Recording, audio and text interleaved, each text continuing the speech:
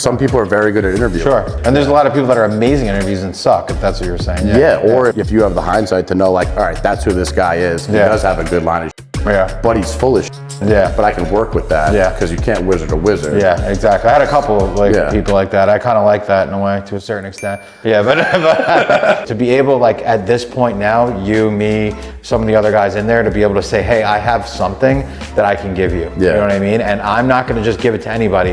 I want to give it to the right person. Is such an incredible blessing to be able to do that. I was talking with Kareem this morning. We had breakfast. And I told him, I said, you think me making like a bunch of money here is my biggest accomplishment? It's not. It's to take somebody off the street, bring them in, watch them grow, watch them go through hell, and then figure it out. And now the guy can print money and he can mentor people. That's the coolest thing. Building a leader. Do I get the credit for that? No. No, I think you get the credit for it though, like in the sense that it's part of your resume. You get the credit for it in the office, you know, like does a producer get the credit for hits that he's dropping? You know what I mean? Yeah. That shows, like in an office setting, a group of 60, 70, 100 guys, if you get to pick or get hired by somebody, I want to go with the guy that's able to build leaders. Killers get produced by this guy. So like, how important is having a mentor? I think it's extremely important, you know? And I never thought it was. I've been looking at it, right, recently, and I've been testing these like celebrity mentors. I've been calling them, analyzing their sales team, their tactics, how they sound, and who's full of shit and who's not. And it's just insane how many people are full of shit. I'll call it like Grant Cardone, full of shit. Tony Robbins spoke to his salespeople. They're horrendous. Honestly, they suck. Cursing on the phone. I never spoke to the guy before. He's like, Phil, so what do you think? Get the paperwork out there? Like, I'm like, what? Like, I don't care about a curse, but it's just weird. Would you ever do that? The paperwork? Yeah, dead serious. I'm dead. That's amazing. Serious. You know what it is too? I don't think you're also like their target audience. Maybe not. Yeah. No. Like, when's the last time you were like, I can't figure out business? Yeah, no. I'm gonna call 1-800 help me. I'll give you 30 grand. Yeah, no. You know, no. Even when we've gone to like seminars and stuff like that, definitely a lot of like high level people there and stuff too. But just like the level of buy-in you see with certain people, like just fanatical. And it's like, that's a man who like bleeds blood and like has experience. But the fanatical part is the most grotesque thing that I can. That makes anything as bull. It's fanatical. I think out of all of them, like I haven't really tested Andy Elliott's people yet, but what I think his whole story is that he's finding guys that like have a decent story, putting a camera in front of them, and now you're an influencer, right? And you haven't done shit.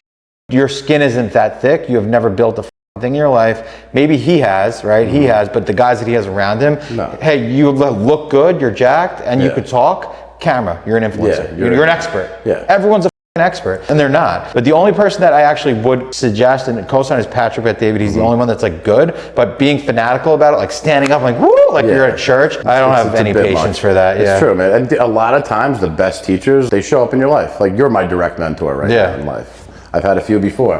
And then you also get shit teachers too. I have one guy, which he won't be named, but awful at running a business, greedy, self-centered, like no growth, me. Which like I don't even want a person working here who's like me. Some people are very good at interviewing. And there's a lot of people that are amazing at interviews and suck, if that's what you're saying. Or if you have the hindsight to know, like, all right, that's who this guy is. He does have a good line of but he's full of but I can work with that because you can't wizard a wizard.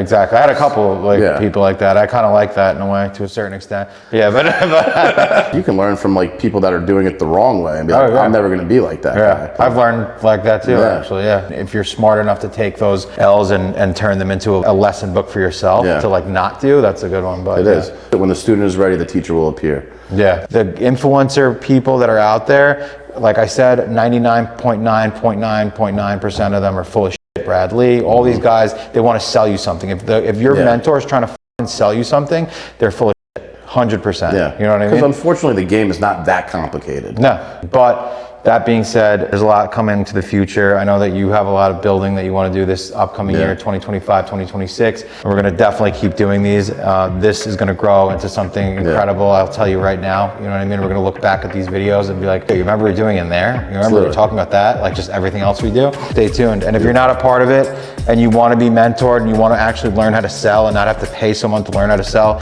Alex is a great resource for that. Alex, you could DM him and we'll tag him in the video. Cool. Hell yeah. Awesome. Cool.